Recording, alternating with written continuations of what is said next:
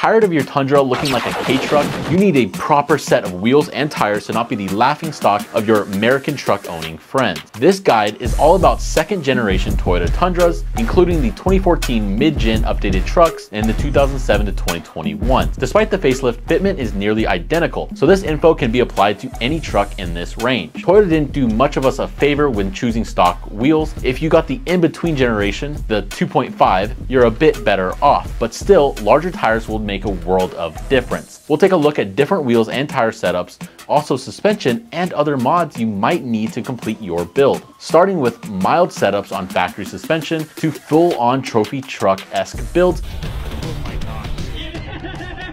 Now, just some basic fitment info. If you're looking to save a buck, factory wheels are always an option. There's a 0.5mm difference in center bore, 110mm pre-2014 and 110.5 post-2014. However, wheels are still compatible between the two. The slight discrepancy is most likely a manufacturing tolerance. Throw some 2.5 wheels on your second gen and you're all good to go. All years 2007 and up have a 5x150 lug pattern and a 14x15 lug pitch for their lug nuts. Lug nut torque is about 97 foot-pounds on aluminum and 154 foot-pounds on steel, or 2.6 and 4.0 Ugga-Duggas respectively. So, OEM wheel specs. They came in 17s, 18s, and 20s and were all only available as 8 wide, but varying from +50 to +60 offsets. That 10mm won't matter that much anyway. Normally we would talk about stock tires, but not this time. You're gonna throw them in the trash anyway. So, some recommended aftermarket wheel and tire specs. This boils down to how much lift you got and the amount of work you wanna do. A good size wheel for stock or aftermarket suspension is 17 or 18 inch in diameter, an 8.5 or 9 wide, and around +25 offset. You don't need an absolute 0 or negative offset on these trucks because the axles already stick out quite a good bit. So for tires, we'll get you into the nitty gritty later, but here's a summary and I'll throw it up on the screen if you want to pause it at any time. Stock suspension running 17s, you can go with a 275/70, on the 18s a 285/65, and on the 20s a 265/65. If you got a 1.5 to 3 inch leveling or lift kit, you can go slightly up a size to a 285/75 on the 17s, 285/70 on the 18s, and a 275/65 on the 20s. 4+ inch lift and you got yourself a bona fide truck, but you can get away with some meaty 305/70 on the 17s, and on the 18s and 20s, 275/70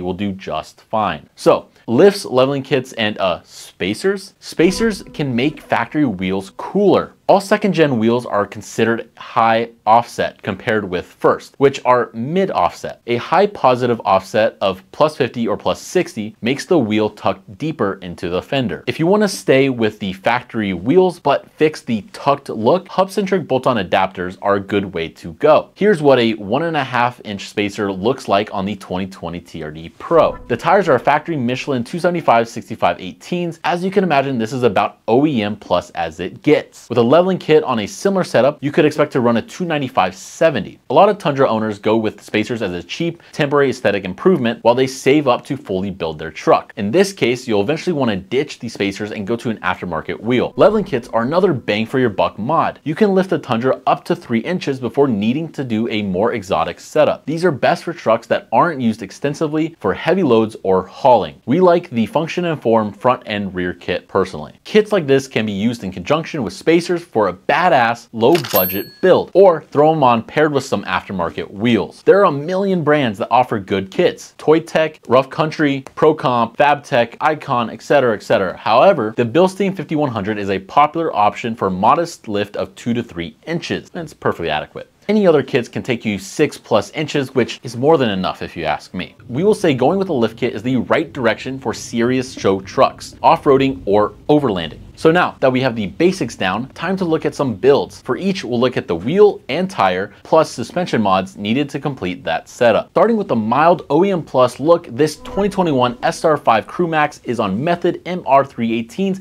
18x8.5 plus 40. Stock suspension and no spacers. It's not super aggressive, maybe an inch wider than stock, but the result is a poke of about 0.5 inches outside the fender. The tires are Toyo Open Country AT3s, 275/65 18s, and they're about the factory size. With this kind of setup, you don't need to mess with trimming, just simply plug and play, no rubbing or scraping. From this point, we'll transition more from a pavement princess to stuff that's jacked up in some way, be it leveling kit or lift. Starting with this 2013 SR5 with Toy Tech 3 and 1 leveling kit, basically 3 inches in the front, 1 inch in the rear. The wheels are Shok D664 by Fuel, spec'd 18 by 9 plus 20, and that 20 to 30 offset with a 9 is great for trucks with about a 3-inch lift. The wheels poke out about a 3/4 of an inch. The tires are General Tire Grabber ATX All-Terrain 275/70/18s, and this works out to be a 33-inch tire. There's no rubbing with the front air dam removed, and even modest bumps in this tire size will likely need that front air dam removed. Still, no trimming is required. Icon alloy rebounds look pretty sick on a Tundra. This 2018 Crewmax is wearing a 17 by 8.5 plus 25. Rebounds come in a few different options, such as HD, Pro, and SLX. The Pro models come with a patented interlock technology. Think of it as an improved beadlock. Compared with the previous, this has 0.44 less backspacing. The exact specs are 285/75/17s made by Toyota tires. The model is an open country AT3. The entire Icon alloy lineup is pretty similar lift to the last, but the shocks are Toytech and Eibach 3-inch lift in the front, 1.5 inches in the rear. This rig also has JBA upper control arms for a bit more tire clearance. Front mud flaps have also been removed and the skid plate needed some slight trimming. These Falcon Wild Peak RTs come in 285/70/18s, close to a 34-inch. This pickup is running Bilstein 5100 suspension, adjusted about halfway, so around 2 inches of lift. The wheels are SCS Ray 10s, similar specs to the previous, an 18 by 9 plus 25. This seems to be the sweet spot for width and offset. The front bumper is shimmed forward about 1/2 inch and the mud flaps are trimmed. Of course, you could just go flapless if you don't mind a bit of a rooster tail. Will 35-inch wheels work with stock wheels? You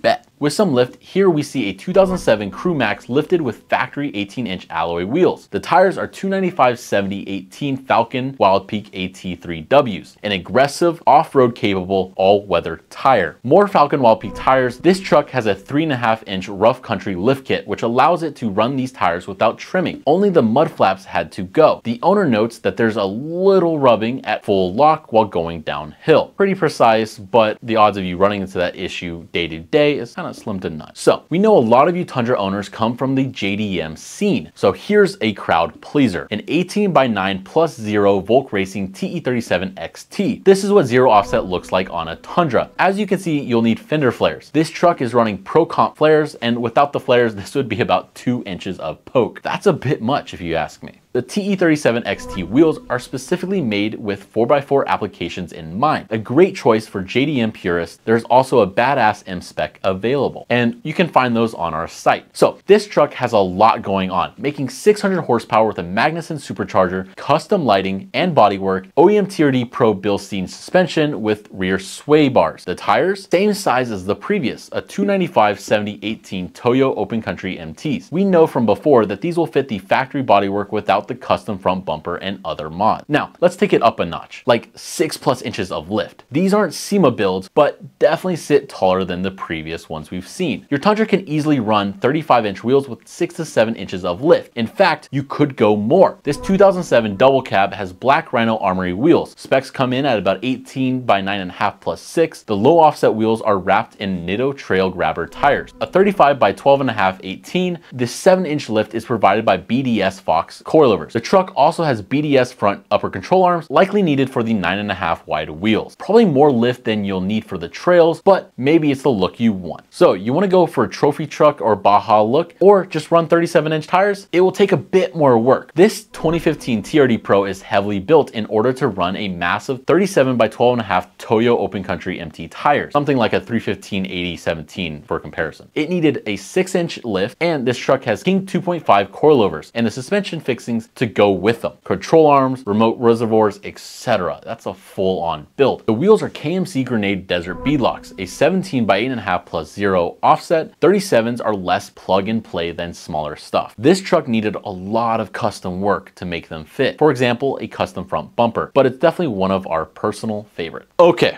That was a lot of information. What did we exactly learn? Your Tundra needs some better wheels and tires. Unless you got one of those extra cool trim levels, then maybe just the tires. With aftermarket wheels, just stay around that plus 25 offset and 9 inches of width. Unless you got the fender flares, you can go up to 33-inch tires with factory suspension. After that, you'll need some leveling or a lift for 35 or 37s or even larger, which is getting into some serious build territory. We got plenty of parts to help you build your dream truck. Any type of build, mild to wild, check out our store, threepiece.us. Make sure you submit your ride to our vehicle gallery. We like to see everything from your run-of-the-mill car with just some wheels to your full-on build with coilover suspension and everything else on it. Now, a lot of these videos would not be possible without your support, so definitely hit that subscribe button, hit the like button, and leave a comment below on what truck you want to hear next or what car you want to hear next. Thank you guys for the support, and I'll see you guys in the next one.